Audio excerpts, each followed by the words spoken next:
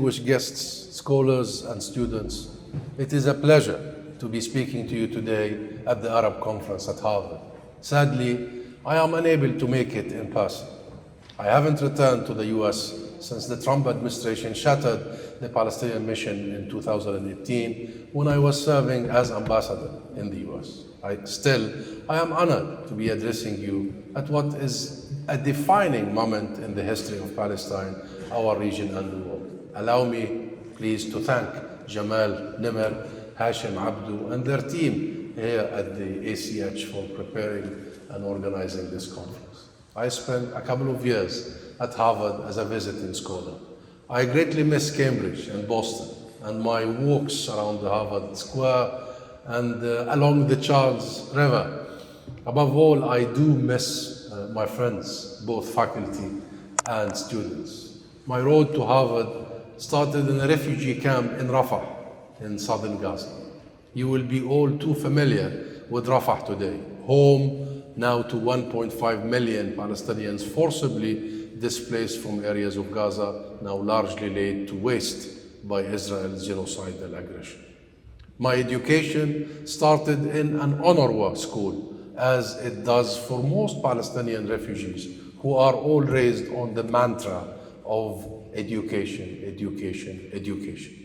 It is this mantra that has ensured that Palestinians enjoy one of the highest literacy rates in the world and one of the highest per capita rates of PhD holders. This is why Israel's aggression has openly targeted Gaza's education sector, the most crucial to any society's development, viability, and prosperity.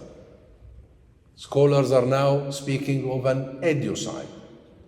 94 university professors have been killed so far, among them Professor Rifat El-Arair, a professor of English literature and a poet whose poem, "If I Must Die," foretold his own killing. Every single one of Gaza's 12 universities have been destroyed in whole or in part. More than 75% of Gaza's school buildings have been partially damaged or totally destroyed. 625,000 school children have gone without an education for the past 6 months.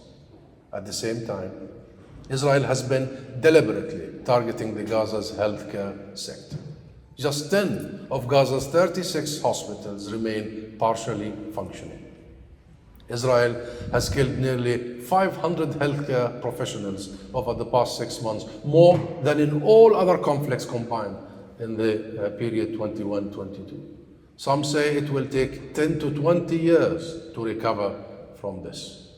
And any recovery demands massive assistance that can best be facilitated by UNRWA, the biggest provider of education and health services to Palestinian refugees. The same UNRWA that, based merely on unsubstantiated allegations, the US has now stopped funding to appease Israel. We are looking at a lost generation, my friends, for whom a decent education will be a distant dream. This is deliberate. An occupied people is much easier to dominate if it is also uneducated, sick, and unaware of its rights. Israel is engaged in the wholesale erasure of an entire society. So, my friends, despite decades of talk about a two-state solution, one that the US officials still say it is US policy, Israel has in fact been engaged in a slow genocide against the Palestinian people over 76 years of occupation that started with the Nakba in 1948. In Gaza, this constituted squeezing the economic life out of the territory with a 17-year-old land, sea, and air blockade that stopped the free movement of goods and people to and from Gaza. In the West Bank, it has taken the form of never-ending expansionist settlement projects that prevent the emergence of a Palestinian state while squeezing available living space for the Palestinian native population.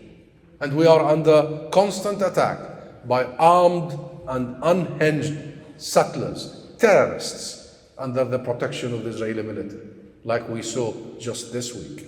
in Limghayr and many other villages scattered around the West Bank. This is all overseen by twin legal systems that grant Israeli living illegally in occupied territory more rights than Palestinians living on their own land.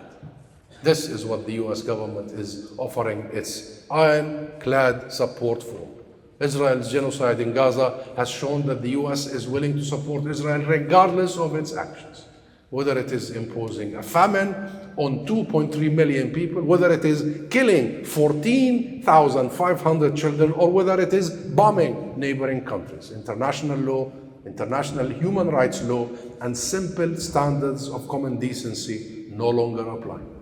But Israel's genocide in Gaza has also shown that the US administration is increasingly isolated. Not just because of the unanimous consensus of the UN, of international human rights groups, of humanitarian agencies, of journalist groups, of medical associations, education unions, etc., over the illegality of Israel's actions. Nor is it the fact that Israel is officially on trial at the International Court of Justice for the crime of genocide. It comes most visibly from the millions of ordinary people who have taken to the streets in protest across the world. It comes from you and in the US itself. We know from polling that even as US officials insist they see no evidence that Israel is breaking international law, let alone committing genocide, the US public disagrees. A majority believe Israel is committing genocide, including a large majority of Democrat voters. Genocide, mind you, not just breaking international law. There is, in other words, widespread American discontent.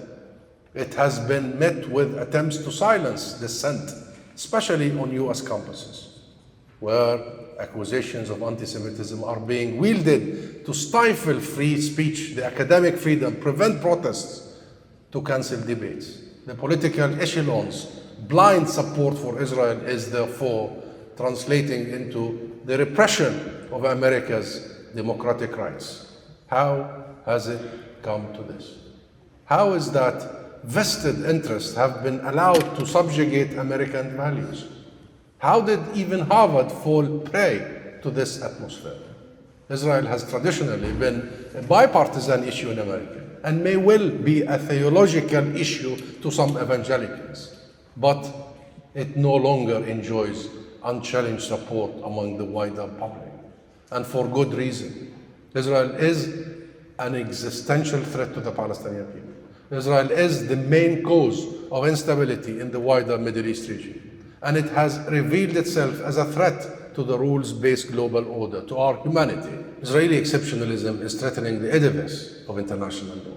The normalization of mass murder, mass destruction, and mass displacement is undermining the fundamental values of international humanitarian law. It's undermining our humanity. It is leaving deep scars. And the lack of accountability is making a mockery of international justice and of Israel's allies. Israel is corrupting the world and corrupting the US. And this is becoming clearer with every passing day, with every child murdered, every aid worker slain, every school demolished, every hospital bombed, and every home destroyed. But there is growing rejection of this behavior across the globe. It is an apartheid South Africa moment. And change will come from the grassroots. Change will come from you. From ordinary people taking to the streets in extraordinary numbers to protest their own government's inactivity in the face of such brazen criminality. And that is a movement that is uniting the world with one voice and is becoming unstoppable, a force that will go all the way for Palestinian liberation and return, for the equal implementation of international law via sanctions and arms embargo, and for the sake of peace and justice. Even in these dark moments in Palestinian history, there is hope, my friends. There is hope that reason will overcome irrational bias. There is hope because our people never give up. There is hope because of the millions of people around the world who stood up against Israel's genocide in Gaza. There is hope that humanity will once again unite to condemn genocide, the vilest of crimes, and vow once again that we will never repeat such horror, and this time mean it for everyone. Thank you.